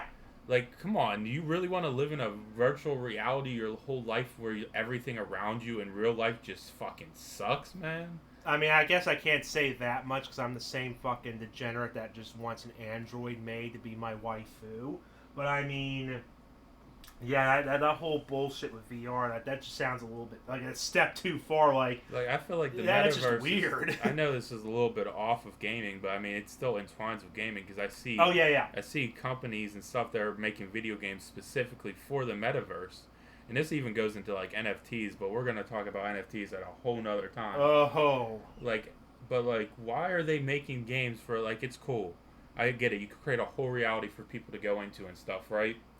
But I feel like we're getting to the point where I think it's okay, right? But is it realistically gonna ever be possible for the masses of people to actually access these like huge universes and stuff that are in virtual reality?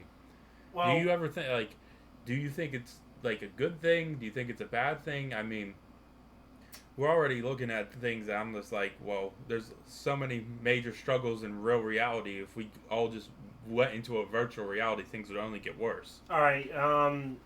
From what I've seen, it looks like there's already a thing that's a few steps ahead from Metaverse, and that's VR chat.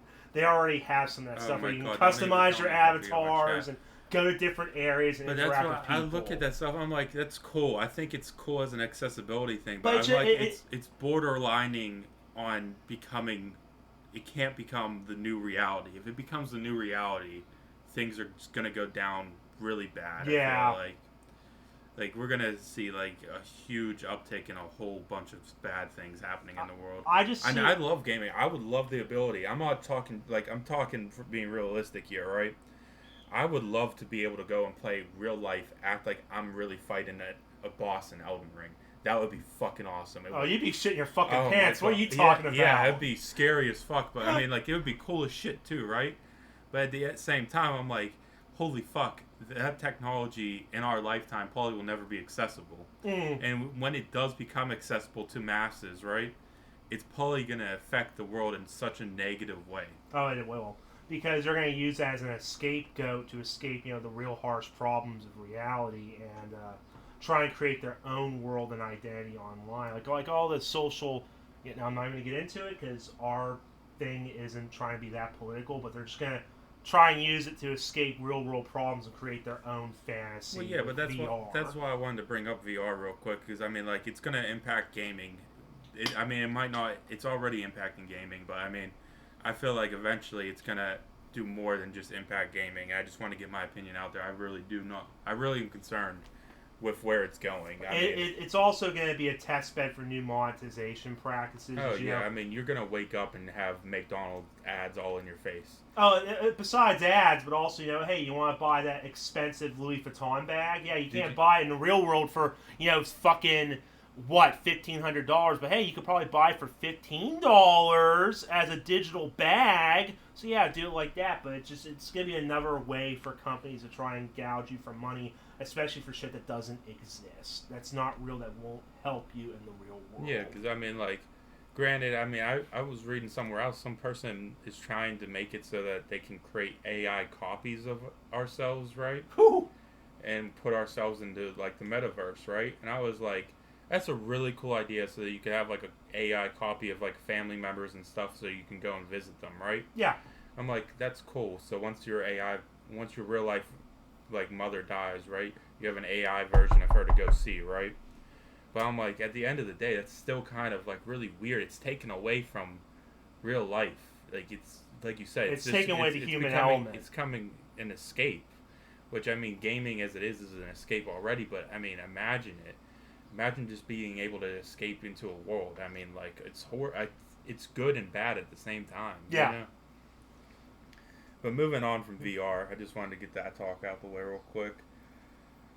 I wanted to bring up why, and I know this has been talked about many times before, but why is it that game companies have to be so... I know it's because of money and stuff, but why not just partner with, so that you can make money from it, emulators?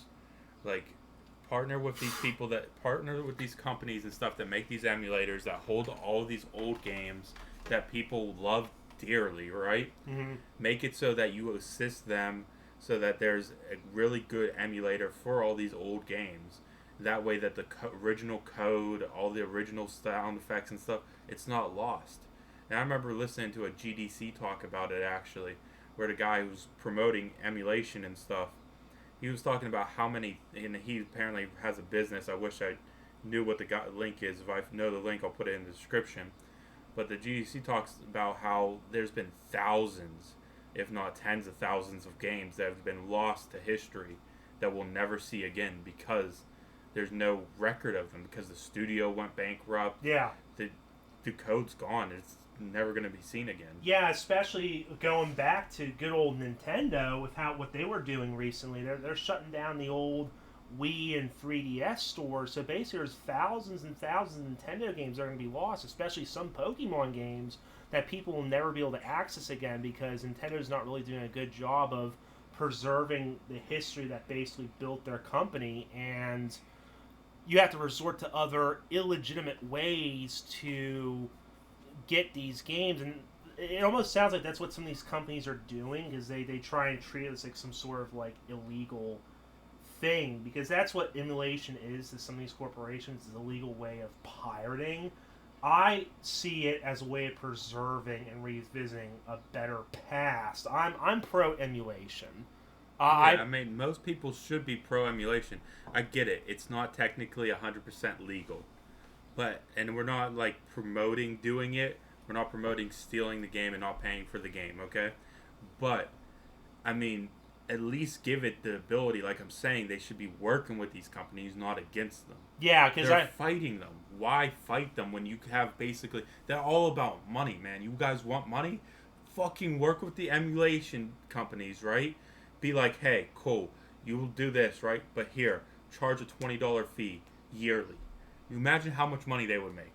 They'd make so much goddamn money if they released official emulators into the public domain. Yeah, but instead they're making all their money off of microtransaction battle royale games and rehashing older games and releasing remakes and remasters. Kind of like, Final Fantasy VII Remake and the Brilliant Diamond Shining Pearl Pokemon remasters. But back to emulators, yeah, I love emulators, especially the recent emulators. Like, some people may be split on like the older retro ones, like the PS2 ones, because the emulators kind of take away some of the atmosphere from the older games. Like, an example is GTA Definitive Edition. One of the huge gripes that game got, besides the fact it was handled poorly by a team that had no fucking heart into it, was one of the things they removed was the dynamic fog from the game. The reason why that fog was in the original game is because, come on, GTA San Andreas, that game was released in 2004. Obviously, they didn't have the same technology we have today. Yeah, the fog was there to hide the rendering. Yeah, to hide the rendering, but it also helped with the environment. It added like an extra layer of realism, so to speak, to the game. And when they removed it and people went up to like Mount Chiliad in the Definitive Edition, they saw the entire world map, and seeing it from Mount Chiliad, they realized that, this game doesn't look as big as they, made it seem it was all those years ago. It made it feel a lot smaller and weaker. And so, back to like the PS2 emulator, yeah, because of the advancements to the emulation, there's better anti-aliasing, resolution, whatnot, it does reveal some of the uglier sides of those games that were limited because of the technology at the time. But, going into a recent emulation video that I saw, Digital Foundry did a video on Metal Gear Solid 4 Guns of the Patriots on the PS3 emulator. And that 7th generation, I believe, of consoles, I think that was the generation number, it might have been 6, I don't remember that well. The PlayStation 3 and Xbox 360 emulators are a great, like, middle ground of emulation, because the consoles back then, like, I'm looking at my PS3 right now in disappointment, because games ran so fucking horribly on those fucking consoles. Like, looking back at No More Heroes, Heroes Paradise, Crisis 2, Metal Gear Solid 4 even, there's various instances where even at 720p, the game would actually slow down under 30 FPS, and it was a really jarring experience. But now with advancements to GPUs and CPUs and emulators, you look at, what was it, RPSC3, it's a PlayStation 3 emulator. Depending on your hardware and the build for it, you boot up Metal Gear Solid 4, I shit you not, boss, the game runs flawlessly at 4K, 60 FPS. With the emulator. With the emulator. But this is what this goes back to. Why are game companies fighting this? Why? They don't want to lose out on money. But they're already losing out on money because they're just fucking getting rid of the IPs pretty much. Yeah. I mean, granted, they own the IP still, but the IP is gone. Nobody else can access it. Yeah. Like, my kids, right, will never know what the fuck a Ratchet and Clank is. I don't even think they'll know what a normal Ratchet is. I mean, kids don't even know how to use fucking tools nowadays. Oh, God, yeah. But that's why, like, emulation's such a great thing, because one instance where emulation's good with that PlayStation 3 emulator, it manages to improve upon even the hardware. It's really sad when a fan-made emulator does a better job than the actual hardware that was released all those years ago. That's why, okay, so, like, I get it's a money thing, right? But say, like, once they completely get rid of a generation of consoles, right? Yep. So, say, like, the PS3's gone, the Wii's gone, the Xbox 360, they're all gone, right? None of them have an online store. None of them have anything. Oh, yeah. Okay? So why that not... almost happened. Right before all these markets and stuff were taken down, right? They should have been working with an emulation group, right? And made it so that there's now accessible on a PC, right? You can download, like, the PS4. Here's our PS4 emulator. Pay, I don't care, like $60, $100, whatever. Here's the emulator, right? And now, if you want, here's a pass you can pay monthly, right? If that's what they want to do. That'd be even better than what they're doing. I don't think they should do it like that. But, like, here's a pass or some way you pay for the games that you play, right? And you have the emulator you buy outright, and you buy a pass or something for the games, or you pay monthly for the emulator or some shit, right?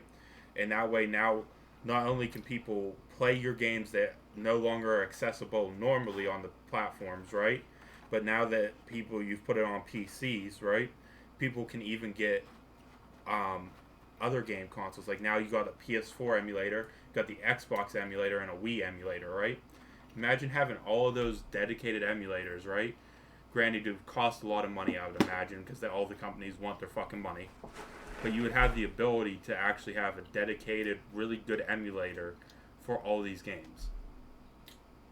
What's that famous pirate song that you like to sing? What, Yar Har Fiddle Dee Dee, the one from fucking Lazy Town?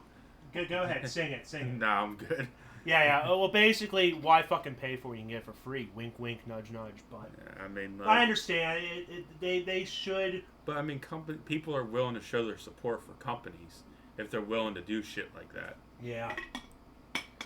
But, I mean, I probably would show my support. Granted, I would hope they would make it so that both things are monthly, but... I wouldn't prefer the whole monthly thing. I prefer just to buy it outright. If you have to buy the emulator for $50 or $100 because it's just software. I understand that, and then buy the ISOs or the games that way too. That works fine. Well, make money off it, but also work with the developers to improve that much more. Because you're talking about these are developers that have full-time jobs that don't have that much time to work on the emulators. If they actually have full-fledged support from the publishers and developers, these emulators would be great. Yeah, it'd be perfect. It would be great. Both the emulation team company and Sony or Microsoft, Nintendo, they would all make so much money, but they just seem to want to ignore it instead of just having to fight with piracy. Just work with it. Like, why? Like, if you can't beat them, join them. Fuck it. I mean, I'm the patient gamer. I'm willing to wait, but for some of these older games you can't really buy anymore, basically your only option is to go down that moral dilemma and go, okay, should I download an emulator or should I just download this game from a questionable site? It's very hard, like, trying to get some games offline, especially classic games, right?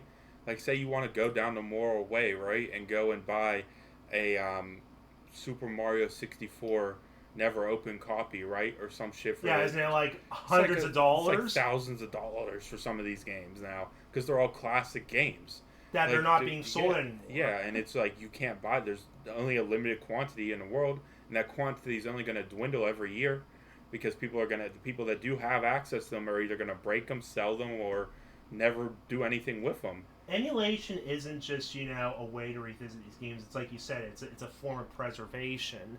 And if these companies are trying to stop that preservation, we'll end up forgetting these games that helped build them in the first place. And that's just a shame. We can't forget fucking Pong, man.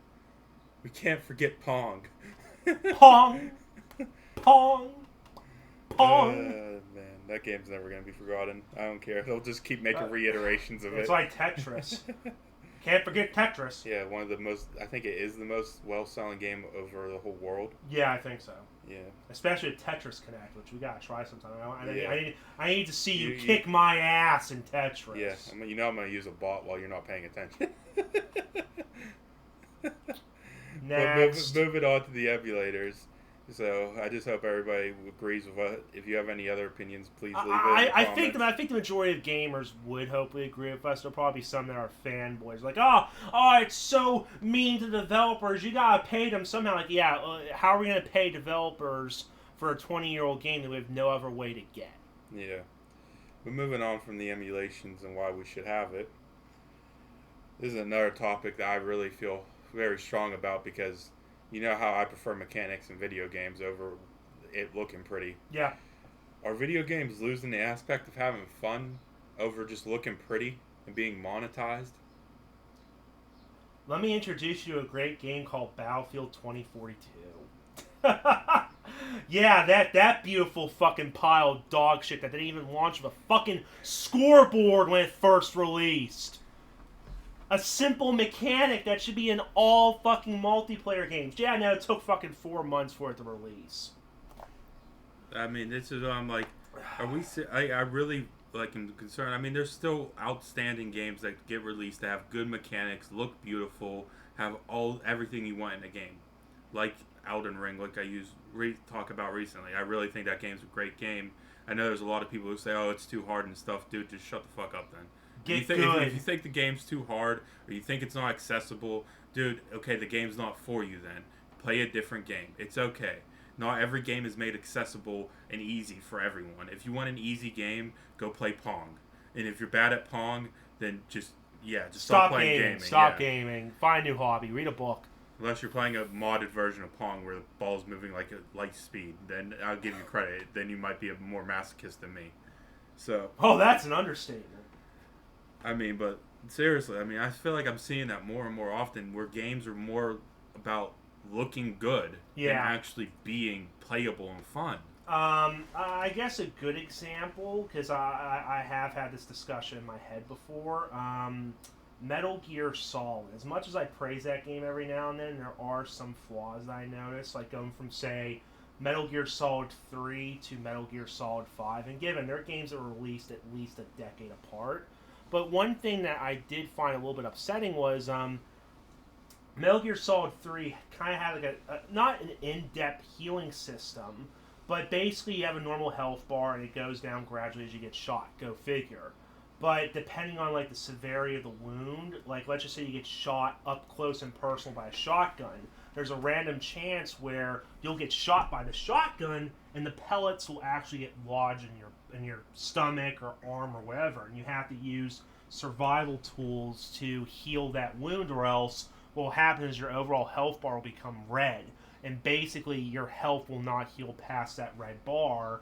And there was a cool gimmick there where it rewards you somewhat by getting wounded, because depending on what difficulty you play on, your health bar gets smaller and smaller. From very easy to extreme, it goes from like 4 full health bars down to 1 health bar. And there's a huge difference depending on like how many enemies hit you. But whenever it goes into the red and you heal it, either partially or all the way, your maximum health goes up the more like grievous wounds you heal. And I kind of like that mechanic because there was various states, whether being shot, stabbed, burned, you have a tadpole on your dick, etc., etc. You heal these wounds and your health bar gets, re-healed. So basically, if you become a masochist to yourself, you have some gains in the long run. But unfortunately, in Metal Gear Solid 5, a breathtaking game to this day, I think like all the Metal Gear games except Metal Gear Solid 1 and Peace Walker, they all look amazing to this day. Metal Gear Solid 5 just has a generic third-person regenerating health system, where the screen just goes red like Call of Duty style, and you have to like rest in an area for a few seconds to recover your health all the way. And I kind of hate the fact that the game just kind of got a little bit easier and lost a good mechanic that rewards you for getting wounded in a way. And yeah, it's like one of those instances where as games, like as time goes on, some of these games kind of like sacrifice older mechanics that felt challenging in some ways to appeal to like a normie crowd, oh god, and just made itself easier to appeal to a wider audience instead of like preserving some challenge. But it's not even about the mechanics. As like I know how you're talking about some mechanics and stuff, but I genuinely think it's just we're trading off gameplay for looks. Yeah, why? Totally. Why? And then on top of that, if you want the extra gameplay that they say is in the game, it's monetized. It's to, I guess it's to, flashing bright lights, but you're basically paying for a cheap hooker, basically. I mean, but like, it seriously is at this point where, as a gaming community, we genuinely have to get like a huge portion of the community together just to stop. Because the more we keep feeding into it, and I get that it's almost very unrealistic to get to that point where we can get together as a whole community and stop buying into their shit. But I mean, like, it's getting bad. It's really getting bad. Well, I guess the reason why they prioritize looks is to basically sell next generation hardware. Because I think something like this happened with the PS4, with the Order 1886, and that game looks fucking good for its time as well, but it was basically a 4-hour campaign. And it looked fucking beautiful, but it basically went nowhere with the story. It was just a generic third-person shooter, and it was basically just marketed as a beautiful-looking fantasy game of, like, the old Knights Guard just fighting werewolves. So they just need to... If they basically just want to make games that look good, right, then just stop making the gameplay altogether, right? Make it a visual fucking novel at this fucking point, man. Yeah, they already did that. It's called Heavy Rain and Detroit Become Human. Okay, but those games I think were good, weren't they? They were like storytelling games, weren't they? Yeah. I don't know. I never played them. I've seen gameplay of them. I don't know. But I just wanted to like talk about that real quick because I feel like gaming as a whole is like we're losing the aspect of having fun. In my opinion, they use that fun to use as a monetization to pay for the flashy games because they use that flashy graphical aspect to sell new hardware. It's all connected, I feel, in some way. Yeah, I mean, of course, it's all connected back to making money. But that's why I think we both support indie studios and indie companies a lot because they try to do something different. I mean, they're working on very limited shit. They try. I mean, there's a lot of fucking misses. Yeah. Has anyone heard of Black Tiger, an indie game that released on the Sony consoles? Yeah, don't play it. I never played it, but I've seen it. It looks horrible. That's an example of a miss for an indie game. Would that be a 1-star review on our articles? Is there an option for negative stars? Oh god, it can't be that bad. The lowest you could give it is a 0. No, this game deserves negative stars. Like you just look just look up a video of it and you'll understand why it needs negative stars. Okay, I'll look it up after. And this. Sony promoted it. Sony promoted it. Did it sell any? I'm hoping. Well, I had to have sold something if you watch gameplay. So. Yeah. All right, but moving on to from the games and why I feel like why we think that games are just losing money. Yeah, it's a gas. Yeah, just gambling games at this point. Well, the final topic. I mean, and this has sort of been talked about throughout this whole podcast. Why are game companies just taking more? Why aren't they taking more chances at new and different features and new ideas and new concepts? Well, in my opinion, it's mostly just because of risks. Like it feels like there are still risks, admittedly, but what happens is it's less about every single developer or publisher taking risks all the time to have one motherfucker take a risk, see how it goes, and if it doesn't pan out that well, okay, we won't do that. But when it really does launch and take off, everybody copycats. Yeah. They copy the homework. Yeah, that's what I mean, right? They just copy the shit out of everything. And one of the new things I keep seeing, right, and I know this is in like the more like mobile gaming industry right now, is there's ads, and you'll see them on like YouTube and stuff of these games that don't even fucking exist.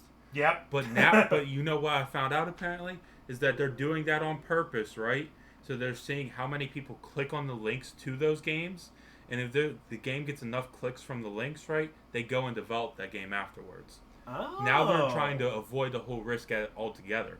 Oh, so they use the ads as a testing tool to see if someone would actually be interested, all while making money off it as well. Yeah, and they're not even like the games don't exist. It's like such a shady fucking tactic. And it's so sad because the games that they're like promoting, God, I never hope they do it with a fucking supposed AAA game, right? But they're like literally promoting a game that will never exist. I mean, shit, they sort of did it with Cyberpunk. Who the fuck am I talking about? But don't even remind me. I mean, it's just game companies are not taking the risks. I feel like it's not even risk taking. I mean, like people like these studio names, these big AAA studios, whatever the fuck they put out, there's going to be somebody who fucking buys it. They're going to make a profit, most likely. Mm-hmm. So why not take a chance? Why not try to end Well, unless it's Square Enix and Outriders, which, from what I heard to this day, they still have not made a profit from the game. They haven't. Okay, well, I mean, I get it. But you gotta also think about these AAA studios, right? They show that they make millions and billions of dollars from games, right? Sorry, let me rephrase that. They obviously made some money off of Outriders, but they didn't make enough to recoup the development costs. So technically, Wild Hog Studios still is not getting paid. Not Wild Hog. Sorry, I'll just shut up. But yeah, they didn't recoup the development costs. But that's what I mean. Like these studios these AAA studios specifically is what I'm talking about here, right? Yeah. I get that every studio can't do it because not every studio has billions of dollars in their checking account. Right. I generally think some of these AAA studios probably have trillions of dollars, but I mean, when you look at some of these studios, right, they have the money and they have the ability to take these risks. Okay, you work on a game for say 2, 3, 4, 5 years, right? It fucking does dog shit. Okay, you still got a couple billion in the back. Let's try again with something different. Let's take the criticism that people gave the game, maybe try to improve upon it, and give people what they criticized, right? And they fix it, right? But they don't want it. They just don't. I mean, the only game that I can think of to this day, and I don't think it was a AAA studio that actually fixed itself, was No Man's Skies. Oh yeah, the best underdog redemption story ever. Yeah, I mean, like, I remember getting that game for $15 at Walmart when it was doing horrible. So, I mean, but that game to this day, like, they fixed everything, and they're making a profit at this point. They have to be out. Oh yeah, totally. And they're still releasing updates for No Man's Sky. But here's the kicker: They're all free updates. Yeah, and they're making a profit still. There's profit to be made when you give the community what the fuck they want. But the answer to your thing about the whole statement is it's because of shareholders and CEOs. Well, that's what with the money. Well, a lot of these companies need to fucking look at these shareholders and tell them to shut the fuck up. I mean, I don't understand the stock market enough to like really say anything, I guess. But I mean, like, from what I know is like if you don't have more than I think a 5% or like 10% share in a company, right? What you say, yeah, you have a say, but at the end of the day, your say is so fucking insignificant. Like, they could lose you as a stockholder, and it's going to change absolutely nothing about their fucking account. So, I mean, like, as a whole, they need to really just start. It shouldn't be like. It's sad that it's all come down to money, because gaming never really. I know that there was money to always be made, but gaming used to at one point be about. Just having a fun time. Yeah, just having fun. Creating unique worlds. Having fun and escapism. Instead of, well, I would like to quote the Critical Drinker, a famous YouTuber. You should check him out. He's really funny. Instead of promoting, the message. Yeah. Feminism, women, power, all that stuff. Well, I mean, like, I don't know. It's, like, when it comes into, like, things like those like feminism talk, like that's politics and stuff, and that's just like when you look at things like that, it's okay to have it represented in games, right? Yeah. But don't let it be the fucking game. When you take things and make it the fucking game, like I mean, I from what I've seen, there's that's mostly affecting the movie industry. I don't see it as much of a huge impact in the game industry, but no doubt if that stuff kind of goes unchecked, it'll start seeping into other stuff eventually. So who knows? Like, gaming could start getting fucked up with that type of stuff. I mean, we saw an example of that in, Psycho Golfers 2, but if you read my article about that, you'll know the reference. But we saw that in that case, but that could start happening eventually, where some of these games just kind of become, littered with those type of messages, and I don't want that. I just want a simple, escapist game where I can just go around and be a psychopath, or just try and save a village in a fantasy world. Yeah, I mean, games are meant to be having fun. Have some people get fun and a distraction. Yeah, it's like you get home from work. Okay, cool. I want to play a video game now, right? I want to enjoy myself. I don't want to go there and get lectured on why this and that is happening. It's basically real world problems seeping into video games. Why? I mean, like, the video games aren't there for to appeal to an even smaller crowd instead of your base fans, and to hopefully their word of mouth gives you better praise, all the while you lose all your base fans for a game and lose the majority of your profits it was coming from. I mean, it's just sad. It's sad. I mean, there's just so many things, and then like, I know this is getting a little political here, but I know people talk about freedom of speech and stuff being taken away and stuff, right? And people are losing money on, I know, like YouTube. We're not expecting any of these things to ever be monetized, by the way, because there's no fucking way. I mean, we're going to be saying controversial shit probably half the time that we're talking. So, I mean, fuck it. Like, the freedom of speech shouldn't be making... I mean, it shouldn't be making money. It makes money. I don't care. I mean, at the end of the day, we're just hoping to give you guys our perspective, which is, just two guys talking right now. Yeah. But, I mean, like, you guys can take what we say from just word. I mean, we don't research everything in depth. Sometimes we do. Sometimes we don't. Again, we're amateurs. We're not professionals like over at IGN here. Oh, yeah. I mean, those are real professionals, man. Those guys know what the fuck they're talking about. Oh, totally. Dude, I mean, they make millions of dollars. Yeah. That's what a professional is. You make money from what you do.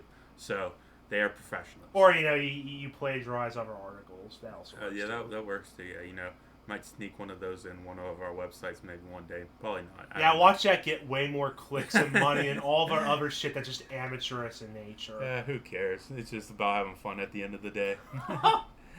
Fun critiquing. I guess if we're ripping off IGN, it's worth it. Yeah, fuck it, dude. I mean, hopefully IGN doesn't give us a cease and desist order for talking shit on them, but yeah.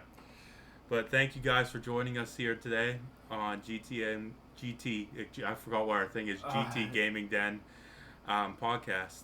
If you guys would like to, we have articles on our website at GTGamingDen.com. feel free to go on there. We try to get 2 new articles out a week. We're just 2 people trying to do what we can to have fun and talk to the gaming community. Thank you guys. Yeah, if there's a lazy spurt, forgive us. Some of us, just we're lazy bastards. And we also do have full-time jobs, so if it does take off at a point where we're making money from it, then we can do this more dedicated. We will. And thank you guys for everything. Have a good day.